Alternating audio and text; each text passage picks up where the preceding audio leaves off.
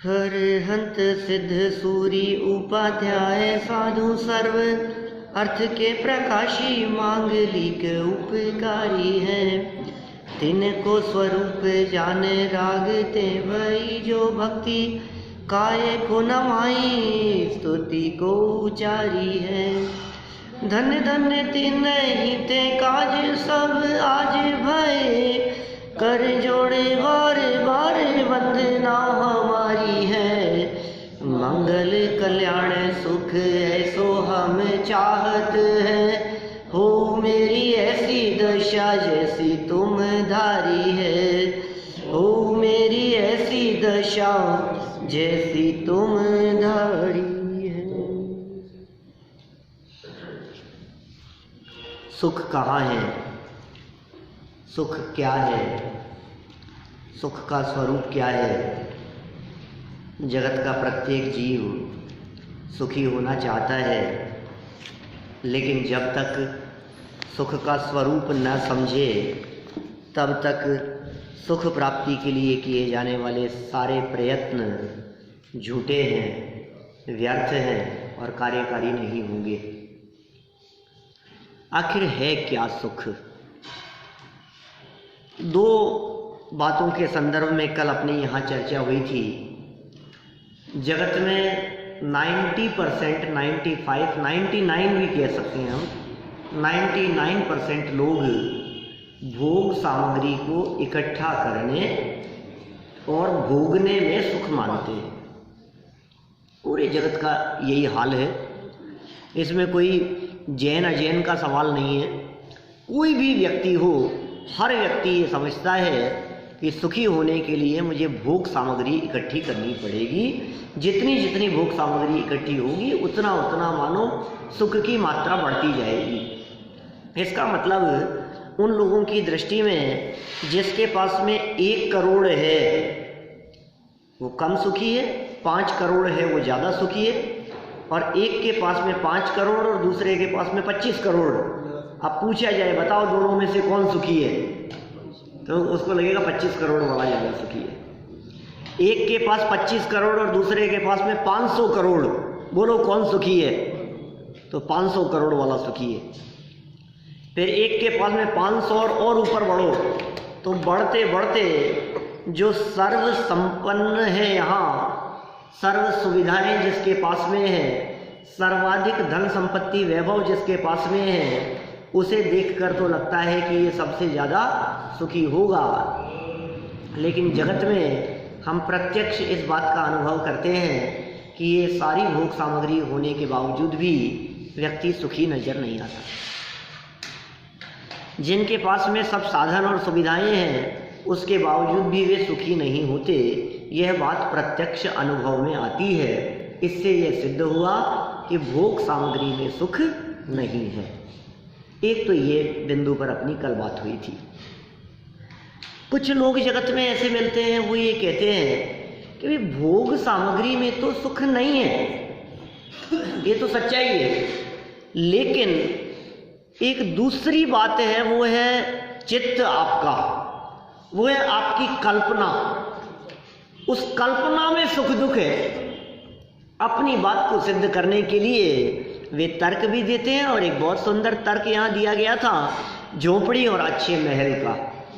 और आपने ये बात शायद कई लोगों से सुनी भी होगी कहीं। हमारा 2 मंजिल का मकान है, बगल में 5 मंजिल का, एक तरफ दूसरी तरफ झोपड़ी। उनका कहना है 5 मंजिल वाले की तरफ देखोगे तो दुख का अनुभव करोगे, और झोपड़ी वाले की तरफ देखोगे तो सुख का अनुभव करोगे।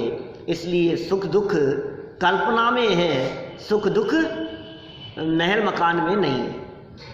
उनका ये कहना सच भी लगता है कि देखो हमारे पास में जितना है वो तो उतना ही है, उसमें तो कम ज़्यादा पना हुआ ही नहीं।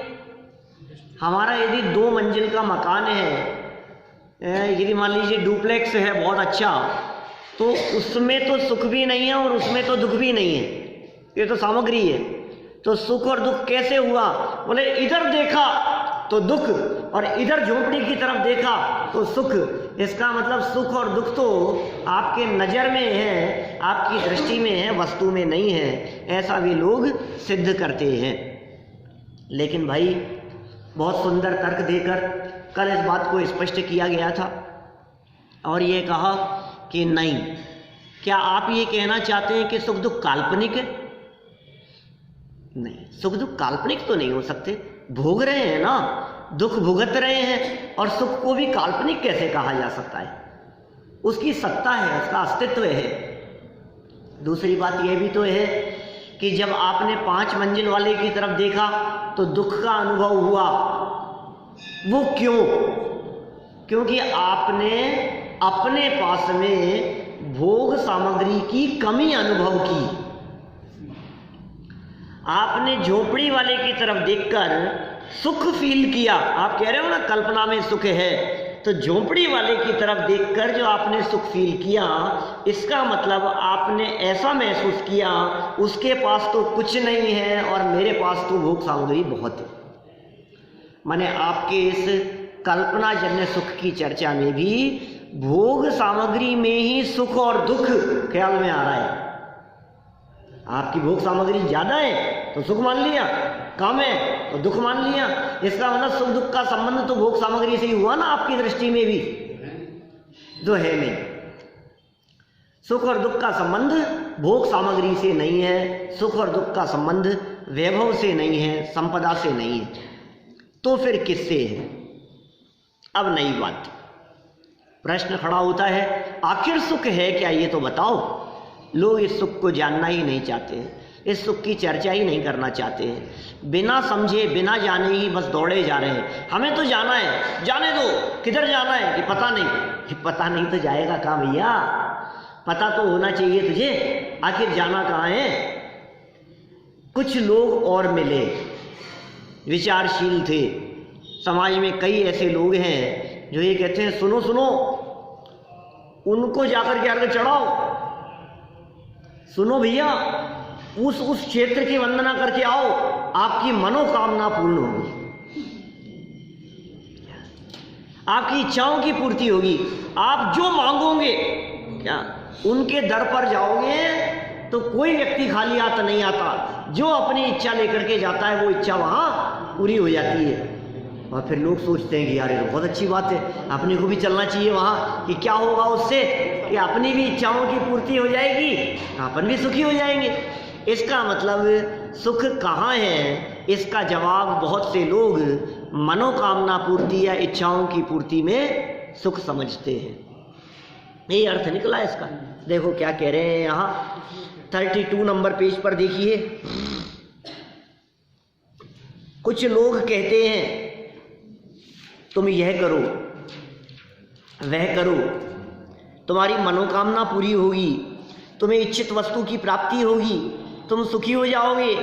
ऐसा कहने वाले इच्छाओं की पूर्ति को ही सुख और इच्छाओं की पूर्ति न होने को ही दुख मानते हैं। अभी बता रहे वही तो कहेंगे आगे। एक तो इच्छाओं की पूर्ति संभव नहीं है। आप सोच लो कि भाई मनोकामना पूरी हो जाएगी, तो वहां मनोकामना पूरी हो गई आपकी, जो आप चाहते थे वो हो गया, लेकिन लौटते लौटते दूसरी इच्छा चालू हो गई। तो मनोकामना पूरी होने का मतलब क्या निकला? आपके मन में जो था वो काम हो गया ना, तब तो सुखी हो जाएंगे कि नहीं, इच्छाओं की पूर्ति संभव ही नहीं है। कि क्यों नहीं संभव है? किस किस की इच्छाओं की पूर्ति होगी ये बताओ। अच्छा, अपन लोग सब लोग यहाँ बैठे हैं, अपन सबकी इच्छाओं की पूर्ति हो जाए, ये कैसे संभव है? बोलो। वस्तु फिर कैसे पूर्ति होगी?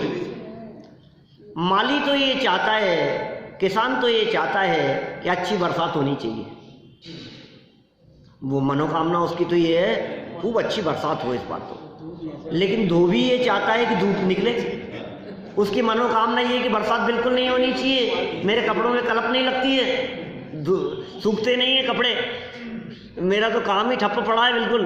तो क्या करें बोलो? दो लोग जाकर के अपनी मनोकामना भगवान के सामने रखे हैं, तो वो किसकी मनोकामना पूरी करेंगे? धूप निकलनी चाहिए या बरसात होनी चाहिए? क्या करें? ऐसी समस्याएं भी तो होती हैं।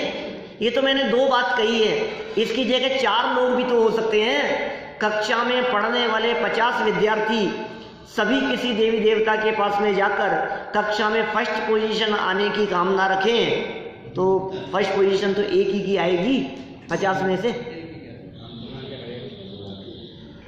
बात 50 की नहीं है, जीव तो अनंत है, जीव तो अनंत है और एक एक व्यक्ति की इच्छाएं भी अनंत अनंत है। अब किसकी इच्छा पूरी हो बताओ। आत्मानुशासन गुणभद्राचार्य का ग्रंथ, उसमें शायद 76 नंबर का श्लोक है, 36 है, माने उसमें उन्होंने चर्चा की है इच्छाओं के संबंध में। बहुत सुंदर श्लोक दिया वहां। आशागर्तः प्रतिप्राणी यस्मिन् विश्वमणुपमम् कस्य किम कियदायाति वृथा वो विषयेशिता। बहुत सालों पहले पढ़ा था। क्या लिखा उसमें? आशा गर्त है, आशा माने इच्छाएं और गर्त माने गड्ढा। प्रति प्राणी, प्रत्येक प्राणी का, आपका इच्छाओं रूपी गड्ढा, आपकी इच्छाएं, आपकी अनंत इच्छाएं, इच्छाओं रूपी गड्ढा प्रत्येक प्राणी का कितना बड़ा है? यस्मिन, जिसमें पूरा का पूरा विश्व अणुपमम, अणु के समान है। क्या क्या कह दिया?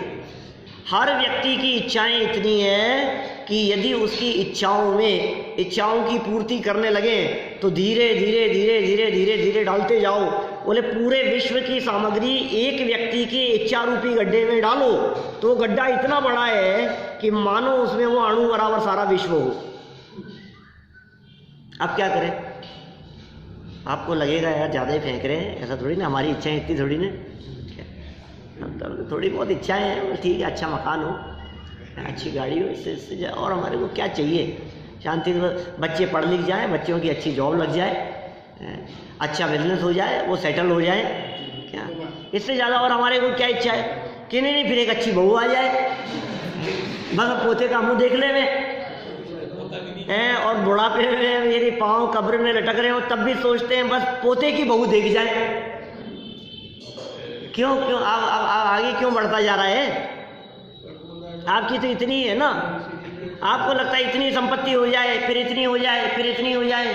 ये कह रहे हैं आपकी इच्छाओं का ठिकाना नहीं है, इसलिए गुणभद्राचार्य कहते हैं कि पूरा विश्व भी यदि तेरी झोली में डाल दिया जाए तो वह अणु के समान है, तेरा गड्ढा खाली का खाली रहेगा। एक व्यक्ति की बात कर रहे हैं। फिर क्या कहा उन्होंने कि विश्व तो एक ही है और जीव अनंत है। अब बोलो उस विश्व में से किसके हिस्से में कितना आएगा? इसलिए इच्छाएं करना व्यर्थ है। वापस सुनो, आशा गर्त है प्रति प्राणी, अर्थ समझ में आ रहा है कि नहीं? गर्त मतलब गड्ढा, आशा इच्छाएं। आशा गर्त है प्रति प्राणी यस्मिन माने जिसमें विश्वम अणुपमम, अणु के समान है। फिर दूसरी लाइन में क्या कहा? कस्य किम कियदायाति, उसमें से किसको कितना हिस्से में देवे, क्या करें? वृथा वो विषयेशिता, इसलिए पंचेंद्रिय विषय भोग सामग्री की इच्छा करना वृथा है। मिलने वाला तो कुछ है नहीं, मिलेगा नहीं। देखो, कारण कि अनंत जीवों में प्रत्येक की इच्छाएं अनंत है और भोग सामग्री कैसी है? सीमित। तथा एक इच्छा की पूर्ति होते ही तत्काल दूसरी नई नई इच्छा उत्पन्न हो जाती है। इस प्रकार कभी समाप्त न होने वाला इच्छाओं का प्रपातवत प्रवाह क्रम चलता ही रहता है। प्रपातवत, प्रपात क्या होता है? जैसे जल प्रपात वगैरह, जहाँ से पानी गिरता रहता है, गिरता रहता है। तो इच्छाएं भी एक के बाद एक मन में उपजती रहती है, मन में गिरती रहती है, नई नई आती रहती है, आती रहती है, एक के बाद एक प्रवाह क्रम। जल प्रपात, जहाँ से जल बहता है और बह रहा है पानी, तो उसका प्रवाह कब रुक जाता है? बहता ही रहता है वहाँ से। झरने झरते हैं ना, तो पानी बहता रहता है, बहता रहता है, बहता रहता है। उसका क्रम जिस तरह से पानी के बहाव का चलता रहता है, उसी तरह से हमारी इच्छाओं का प्रवाह क्रम भी निरंतर चलता रहता है। कब रुक जाएगा, कब रुक जाएगा बोलो इच्छाओं का क्रम? कोई व्यक्ति गारंटी दे सकता है? मैं तो कभी कभी ऐसे प्रयोग करने की बात करता हूँ, सभाओं में पूछता हूँ, कहता हूँ कि सुनो भैया एक बात सुनो, कल तक का समय है आपके पास में, आप जितनी चीजें चाहते हो आपके दिमाग में है, मन में है, वो सब एक पेपर पर, कॉपी पर लिख लाओ, और मैं गारंटी देता हूँ वो सारी चीजें आपको 100% अवेलेबल होगी। लेकिन ध्यान रखना, उसके बाद एक भी वस्तु के बारे में ऐसा मत कहना कि ये चाहिए, जो चाहिए सब लिख लो। बोलो कर सकते हैं क्या सब? चल रही सर बोलो नहीं, आप लिखो जरा।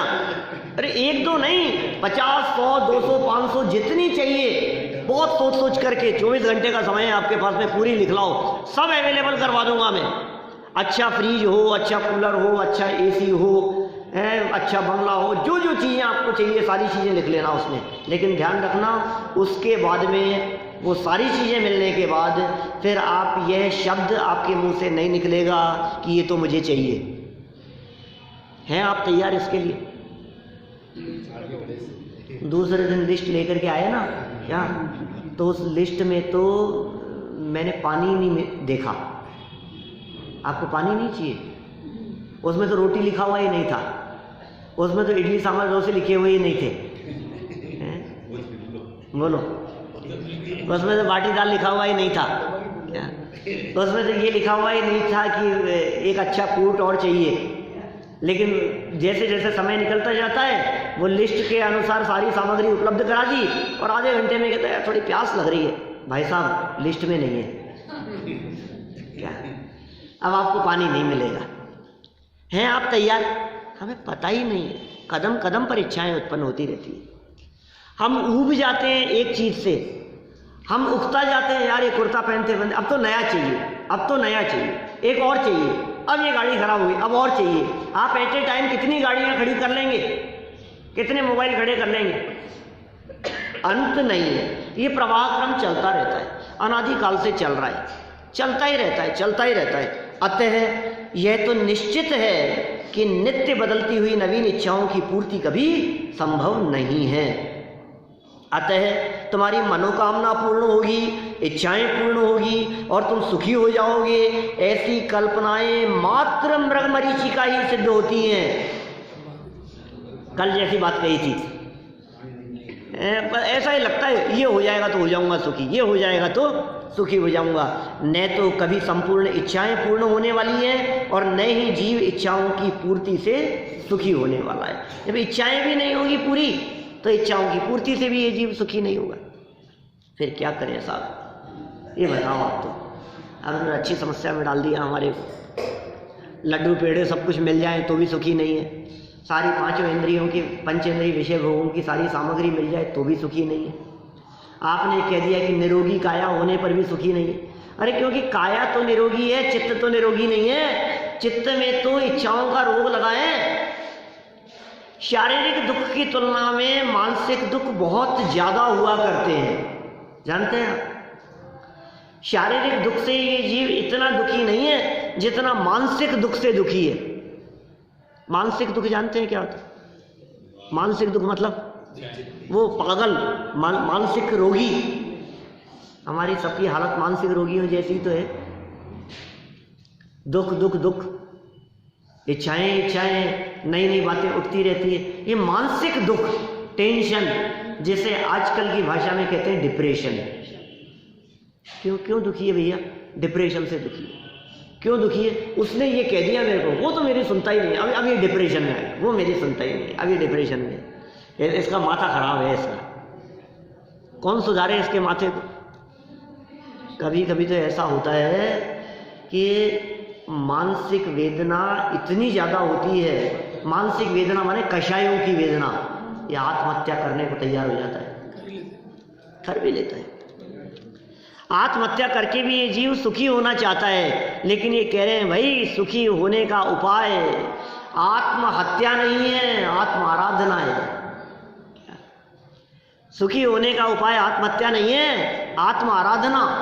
अपनी आराधना करो, अपने स्वरूप को जानो, आत्म स्वरूप को समझो। लेकिन कषायों की वेदना बर्दाश्त नहीं होती, क्या करें, इतनी तीव्रता होती है। आज तक आपने कभी ऐसा नहीं देखा होगा, नहीं सुना होगा कि उसके इतना तेज घुटनों में दर्द था कि वो जहर खाकर मर गया। सुना आपने कभी न्यूज़पेपर में, कभी किसी हेडलाइन में? आती नहीं ऐसी बातें। इतना पेट में दर्द था साहब, इतनी बड़ी प्रॉब्लम थी उसको, मैंने क्या बतलाऊं, लेकिन वो बस तकलीफ उससे बर्दाश्त नहीं होती थी, जहर खा करके मर गया। कहीं नहीं मिलेगी आपको ऐसी घटनाएं, ऐसी चर्चाएं। लेकिन न्यूज़पेपर ऐसी चर्चाओं से कई बार रंगे हुए आपके सामने आए होंगे, जिनमें लिखा होगा कि पिताजी ने डांट दिया और बच्चा घर ही वापस नहीं आया। घर से निकला और बाहर आया, वापस आया ही नहीं लौट करके। ये क्या हुआ?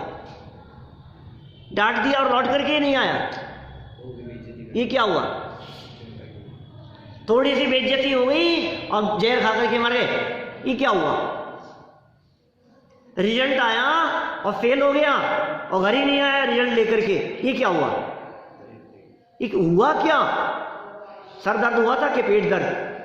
पैर दर्द कर रहे थे, दांतों में दर्द था कि नहीं? नहीं भैया, शारीरिक नहीं, मानसिक दुख था। क्या कितने खतरनाक होते हैं मानसिक दुख। ये मानसिक दुखों की यहाँ बात कर रहे हैं। इच्छाओं की पूर्ति होना संभव नहीं है। जो आत्मा आराधना में लगे हुए होते हैं, उनका जब प्रभाव में उपयोग चला जाता होगा, तब उनको भी तो दुख होता होगा। हाँ, तो दुख का कारण आत्मा आराधना तो नहीं रहा, दुख का कारण तो परभावों में जाना ही हुआ ना। आपके कथन के अनुसार भी दुख का कारण तो परभावों की तरफ जाना ही हुआ। अपना विकार स्टेप बाय स्टेप बढ़ रहे हैं। देखो आगे क्या कहते हैं यहाँ, वस्तुतः तो इच्छाओं की पूर्ति में सुख है ही नहीं, यह तो सिर का बोझ कंधे पर रखकर सुख मानने जैसा है। होता है कि नहीं बोलो? एक हाथ में थैला लेकर के जा रहा है, वजन ज्यादा है, थोड़ी देर बाद में क्या करता है, इस हाथ से थैले को दूसरे हाथ में पकड़ लेता है। बोलो दुख कम हुआ कि नहीं? हाँ सब कम तो हुआ है, फर्क तो पड़ा है। सर पर वजन लेकर के जा रहा था, दर्द होने लगा तो उसे कंधे पर उतार लिया, कम हुआ कि नहीं? कि हाँ, कम नहीं हुआ है, ट्रांसफर हुआ है। क्या कम नहीं हुआ है? वजन तो उतना का उतना ही है, वजन कहाँ कम हुआ है? 10 किलो वजन लेकर के आ रहा है, 10 का 10 किलो ही है वजन। 10 किलो से रंच मात्र भी कम ज्यादा नहीं हुआ है, लेकिन इसको ऐसे लगता है कि सुख हो गया है। यदि कोई कहे जितनी इच्छाएं पूर्ण होगी उतना तो सुख होगा, भाई साहब पूरा नहीं सही, यह बात भी ठीक नहीं है। ये देखो साहब, आप ऐसा मत कहो कि इच्छाओं की पूर्ति में सुख नहीं है। जैसे जैसे पूर्ति होती जाती है थोड़ा तो होता ही है, पूरा नहीं होगा हम मानते हैं, लेकिन जितना हो जाएगा उतना तो होगा। ये कह रहे हैं सच्चा सुख तो इच्छाओं के अभाव में है, इच्छाओं की पूर्ति में नहीं। क्योंकि हम इच्छाओं की कमी में आंशिक अभाव में आकुलता की कमी प्रत्यक्ष अनुभव करते हैं। इच्छाएं नहीं है, आकुलता भी नहीं है, अतः यह सहज ही अनुमान किया जा सकता है कि इच्छाओं के पूर्ण अभाव में सुख होगा ही। यदि ये कहा जाए कि इच्छा पूर्ण होने पर समाप्त हो जाती है, तब उसे सुख कहना चाहिए। भाई इच्छा पूरी होती है तो समाप्त हो जाती है, तब तो सुख कहो। ये भी गलत है, क्योंकि इच्छाओं के अभाव का अर्थ इच्छाओं की पूर्ति होना नहीं, वरन इच्छाओं का उत्पन्न ही ना होना है। आप इच्छाओं की पूर्ति करके सुख मानते हैं, ये साड़ी मुझे बहुत अच्छी लग रही है, ये सूट मुझे बहुत अच्छा लग रहा है, ये ड्रेस तो मेरे को खरीदनी है, इसका तो मेरा मन है बस। और फिर दुकान वाले क्या करते हैं, आपकी इच्छाओं को ही तो जगाते हैं। क्या आप दुकान पर जाकर के खड़े हुए तो वो क्या करता है, वो आपकी इच्छाओं को जगाने की कोशिश करता है, और जो उस पर कंट्रोल कर लेता है वो सावधान रह करके निकल जाता है, और जो कंट्रोल नहीं कर पाता है वो फंस जाता है। उसने जाल डाला और ये फंस गया उसमें, और तुम निकल जाते हो तब बातें भी यही करते हैं, और तुम बाहर से आ रहे होते हो तब भी दुकान पे यही बात करते हैं, एक और आया मुर्गा। इसको तो अच्छा फंसा लेंगे क्या, ये अच्छी महंगी गाड़ी से निकल कर के आया ना, देखो अब इसको कैसे लपेटते हैं अपन, बैठे बैठे बातें करते हैं लोग इस तरह की। भाई साहब आप उसमें आकर्षित हुए, आप उसमें फंस गए। आपने यदि अपनी इच्छाओं पर कंट्रोल किया होता तो आपको दुनिया में कोई फंसाने में समर्थ नहीं होता। सिंघम का एक डायलॉग है, मेरी इच्छाएं कम हैं, मेरी जरूरतें कम हैं, इसलिए मेरे वजूद में दम है। माने मेरे को इच्छा नहीं है, इसलिए मैं आज हिम्मत से खड़ा हूं।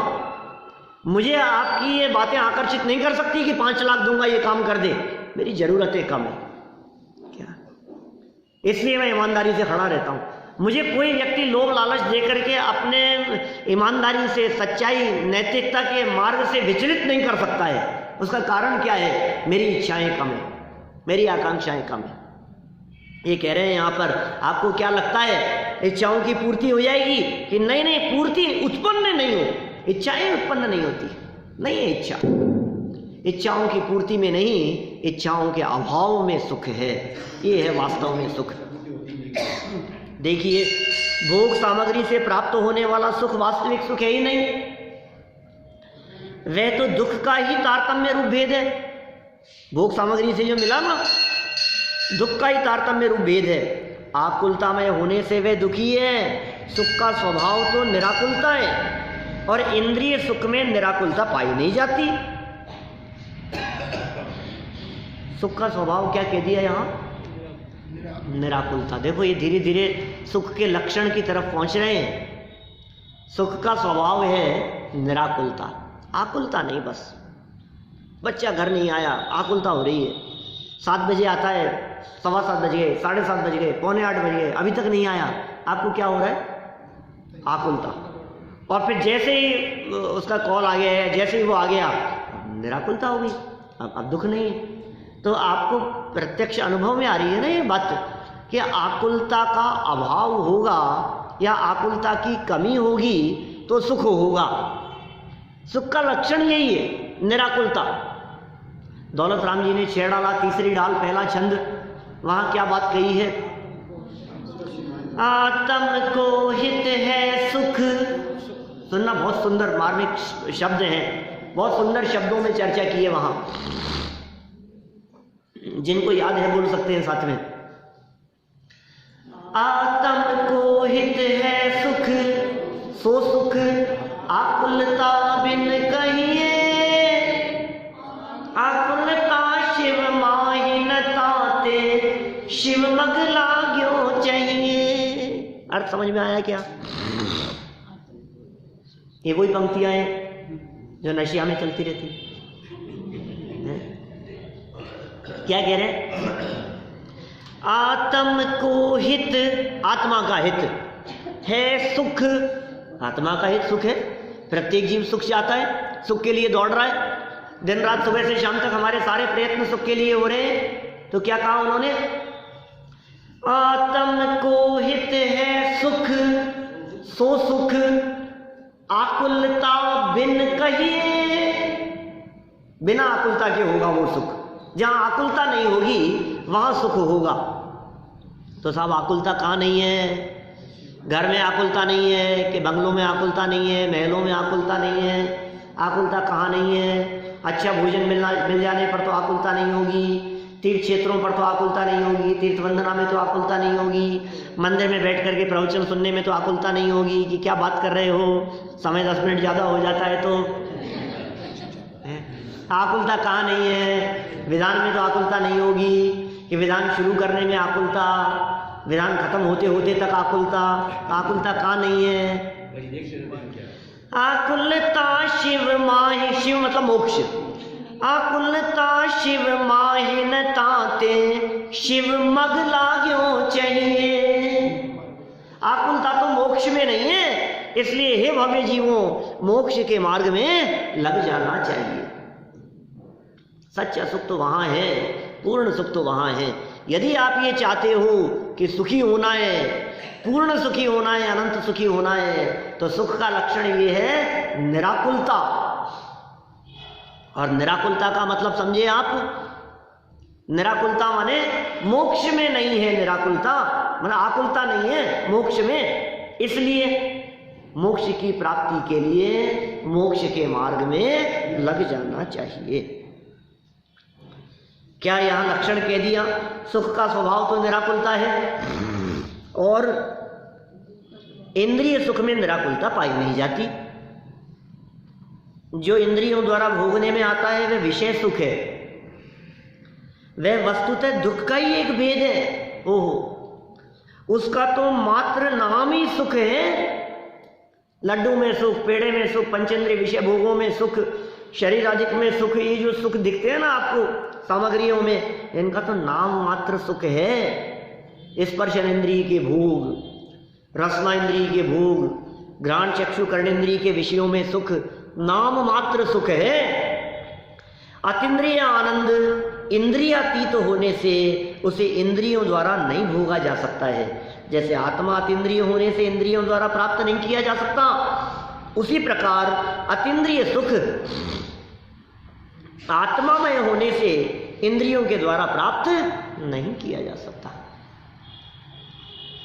आत्मा का सुख भी अतीन्द्रिय, इंद्रियों से प्राप्त नहीं किया जा सकता।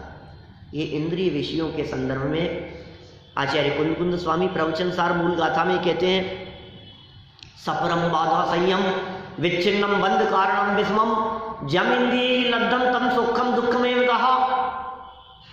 और समझ में आया क्या है? प्राकृत की मूल गाथा है। कुंदाचार्य क्या कह रहे हैं? मैं इसको अनुवाद बोलता हूं, इसका हिंदी में बोलता हूं। इंद्रिय सुख सुख नहीं दुख है। क्या लिखा उन्होंने? इंद्रिय सुखों के संदर्भ में, इंद्रिय सुख सुख नहीं दुख है, विषम बाधा सहित है बंध का कारण, दुखद परतंत्र है विच्छिन्न है। वहां तो उन्होंने दुख शब्द का प्रयोग लास्ट में किया। सपरम पराधीन है, बाधा संयम, सपरम बाधा संयम, विच्छिन्नम बंध कारणम विषमम, और जम इंद्रिय ही लब्धम तम सौखम बोले दुखम एव। वो सुख सुख नहीं है, वो दुखी है। वह सुख सदा ही त्याज्य है, पश्चात जिसके दुख भरा। श्रीमद् राजचंद्र जी की पंक्तियां हैं। वह सुख सदा ही त्याज्य है, पश्चात जिसके दुख भरा। जिसके पश्चात दुख भरा हुआ हो वो सुख त्याज्य है। देखो इंद्रिय विषयों की भोगों की क्या स्थिति है। भोगने के पहले भी दुख, भोगने के बाद भी दुख, और भोगते समय भी आकुलता होने से दुख। जिसके आदि मध्य और अंत में निरंतर दुख ही दुख हो, क्या उसमें सुख कैसे हो सकता है? जैसे देखो आपको डोसे पसंद है, ठीक है ना, सांभर डोसे आपके लिए बन गए। अभी पसंद है तो वो खाने के पहले दुख किस चीज का? इच्छाओं का। मुझे खाना है, जल्दी लाओ ना, और लाओ। अभी अभी खाने के पहले की आकुलता, ठीक है ना। फिर खाते खाते और फिर खाते खाते के बाद में यार बहुत ज्यादा खा लिया, ये क्या हुआ? खाने के पहले भी, खाते समय भी आकुलता से, और खाने के बाद भी। ये सभी पंचेंद्रिय विषयों की यही स्थिति है। आदि मध्य और अंत में दुख ही वर्तता हुआ दिखाई देता है। और आत्मा तो अतीन्द्रिय है। जब आत्मा अतीन्द्रिय है तो आत्मा का जो सुख है वो सुख भी अतीन्द्रिय है, उसे इंद्रियों से प्राप्त नहीं किया जा सकता है। अरे आत्मा के अतीन्द्रिय आनंद को चक्षु इंद्रिय से नहीं देखा जा सकता। आत्मा के अतीन्द्रिय आनंद का स्वाद रसना इंद्रिय से नहीं आ सकता। ये रसना इंद्रिय तो खाने पीने की चीजों का भोग करा सकती है, आत्मा का उपभोग रसना इंद्रिय से नहीं हो सकता, पंचेंद्रियों से नहीं हो सकता। और देखो गजब बात कहते हैं, यहाँ जो वस्तु जहां होती है उसे वहां ही पाया जा सकता है। सही बात है, जहां रखी होगी वहां तलाशोगे तो मिलेगी, नहीं तो कैसे मिलेगी? एक बूढ़ी अम्मा, उसकी सुई गिर गई घर में, अंधेरा था, वो तलाश रही थी। जब वो तलाश रही थी तो सुई मिल नहीं रही थी उसको, तो कोई दूसरा व्यक्ति आया, तो दूसरे व्यक्ति ने आकर के कहा कि अरे अम्मा क्या कर रही है, कि सुई गिर गई देख रही हूँ। क्या अंधेरे में मिलेगी क्या, उजाले में देख तो मिलेगी। वो तो कह करके चला गया। अब बाहर उजाला था क्या, तो बाहर जाकर के देखने लगी उजाले में, तो बोलो मिलेगी कि नहीं मिलेगी। अभी तो कोई कह करके गया है कि उजाले में मिलेगी, तो उजाले में ढूंढ रही है मिलेगी या नहीं, कि नहीं मिलेगी। कोई व्यक्ति ने आकर के पूछा कि अम्मा क्या हुआ, क्या देख रही है, बोले सुई देख रही हूँ। तो बोले मिली नहीं क्या, यहाँ नहीं दिख रही है क्या, कि नहीं, कि गिरी कहाँ थी, कि गिरी तो अंदर थी। गिरी अंदर थी तो बाहर मिलेगी कि नहीं मिलेगी। जो वस्तु जहां होगी वो वस्तु वहीं मिलेगी। सच में जगत में कोई पदार्थ खोता ही नहीं है, क्योंकि पदार्थ तो जहां है वहीं है। हमारा ज्ञान खो जाता है, हम रख करके भूल जाते हैं। किसी वस्तु को रख करके भूल गए और हम ये कहने लगते हैं वस्तु खो गई, वस्तु खो गई। वस्तु नहीं खो गई।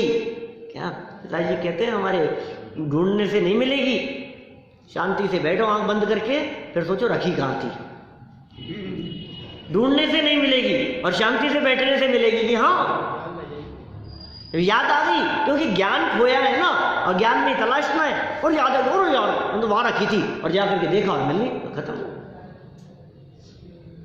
देखो क्या कह रहे हैं, जो वस्तु जहां होती है उसे वहां ही पाया जा सकता है। जो वस्तु जहां हुई नहीं, जिसकी सत्ता की संभावना ही जहां न हो, उसे वहां कैसे पाया जा सकता है। जैसे ज्ञान आत्मा का एक गुण है, अतः ज्ञान की प्राप्ति चेतन आत्मा में ही संभव है, जड़ में नहीं। बोलो ज्ञान तो आत्मा का गुण है ना, इसमें मिलेगा क्या ज्ञान, इसमें नहीं मिलेगा। तो इसमें मिलेगा क्या किताब में, इसमें भी नहीं मिलेगा। तो कहाँ मिलेगा, जड़ में नहीं मिलेगा। चेतन का लक्षण है, चेतन में मिलेगा। उसी प्रकार सुख भी आत्मा का एक गुण है भाई साहब, जड़ का नहीं है। अतः सुख की प्राप्ति आत्मा में ही होगी, शरीर आदि जड़ पदार्थों में नहीं होगी। जिस प्रकार आत्मा स्वयं को न जानकर अज्ञान रूप परिणमित हो रहा है, उसी प्रकार यह जीव स्वयं सुख की आशा से पर पदार्थों की ओर ही प्रयत्नशील है। वह यही इसके दुख का मूल कारण है। बोलो, ये इसके दुख का मूल कारण है। इसको पता नहीं है सुख कहाँ मिलेगा, और पर पदार्थों की तरफ आकर्षित हो रहा है, दौड़ रहा है इधर उधर। टोडरमल जी की भाषा में हापटे मारता है, इधर इधर इधर मुंह मारता है, हाथ मारता है, झपट्टे मारता है। इससे सुख कहाँ मिलेगा भैया, सुख नहीं है वहाँ। इसकी सुख की खोज की दिशा ही गलत है, और दिशा गलत है अतः दशा भी गलत ही होगी।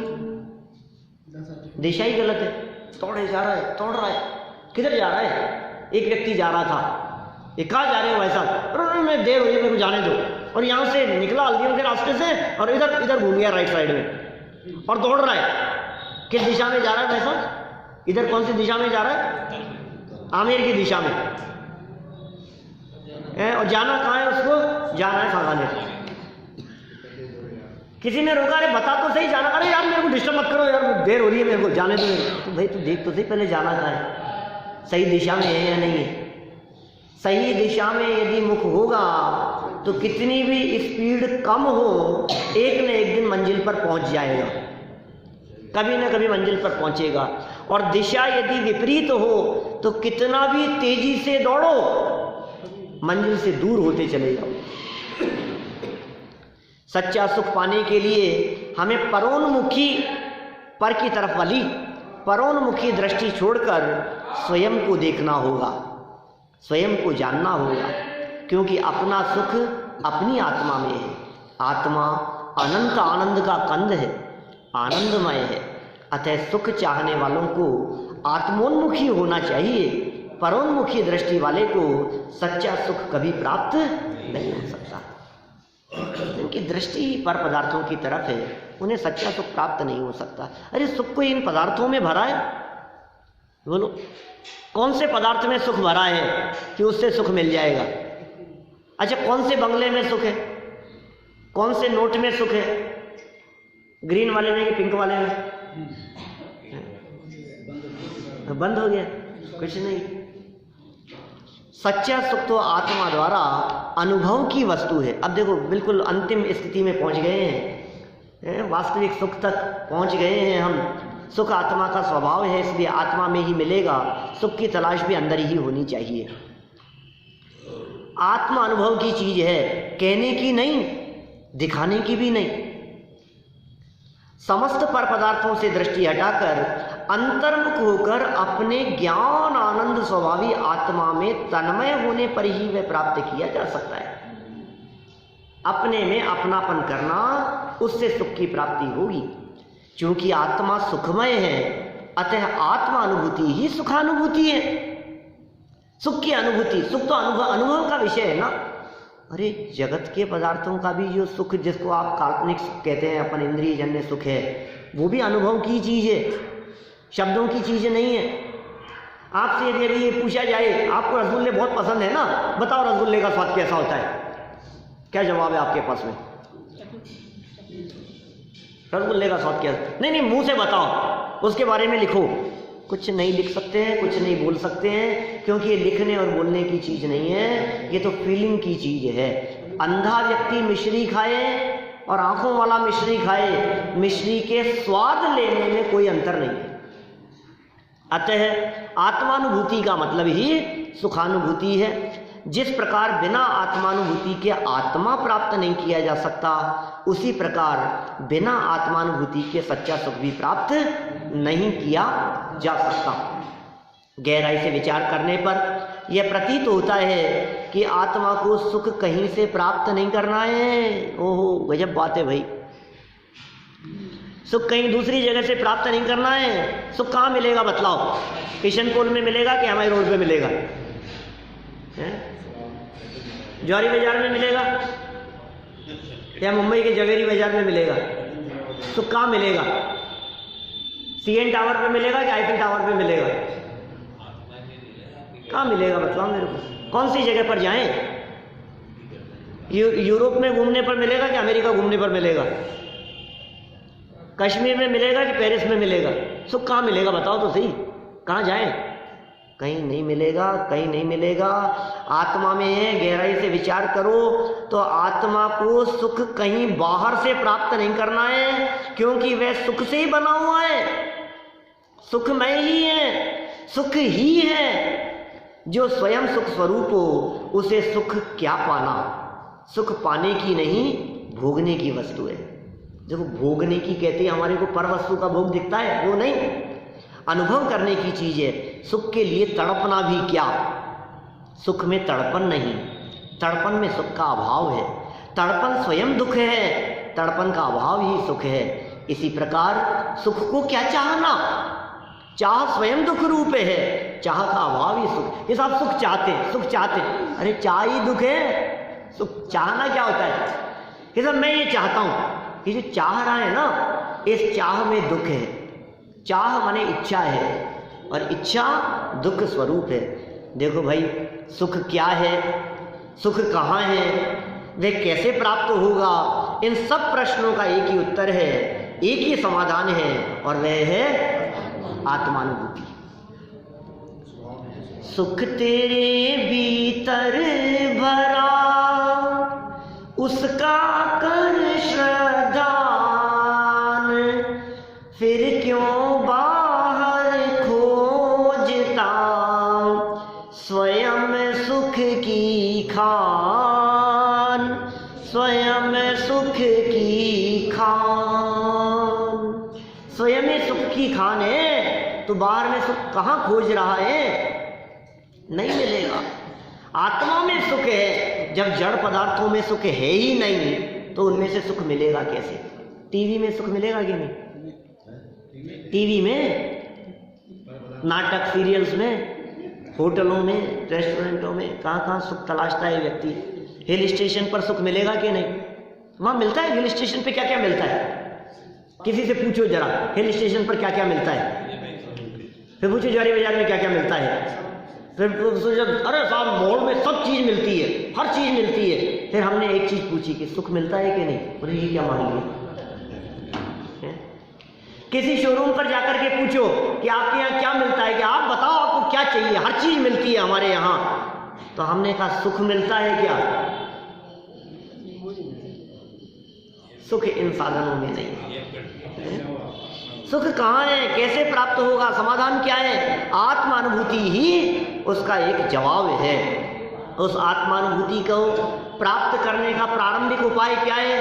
कैसे करें आत्मानुभूति? तो कहते हैं उसका उपाय है तत्व विचार। पर ध्यान रहे, वह आत्मानुभूति अपनी प्रारंभिक भूमिका माने तत्व विचार उसका भी अभाव करके उत्पन्न होती है। तत्व विचार से चर्चा प्रारंभ होती है उस सच्चे सुख के लिए। तत्व विचार माने वस्तु स्वरूप का विचार, तत्व विचार माने द्रव्य गुण पर्याय की चर्चा, तत्व विचार माने आत्मा क्या है, परमात्मा क्या है, सात तत्व क्या है, 6 द्रव्य क्या है, 9 पदार्थ क्या है, द्रव्यों की स्वतंत्रता क्या है, कण कण की स्वाधीनता, एक द्रव्य दूसरे द्रव्य का कर्ता धर्ता नहीं है, ये सब तत्व विचार के अंतर्गत शामिल है। यहाँ से प्रक्रिया शुरू होती है और ये प्रक्रिया शुरू होते होते जब ये तत्व विचार भी रुक जाता है तो निर्विकल्प आत्मा की अनुभूति होती है। और मैं कौन हूँ, आत्मा क्या है और आत्मानुभूति कैसे प्राप्त हो सकती है। वास्तव में ये सब विषय बहुत विस्तृत हैं, पृथक विषय हैं और इन विषयों के संदर्भ में कभी विस्तार से, अपेक्षित विस्तार से हम चर्चा करेंगे।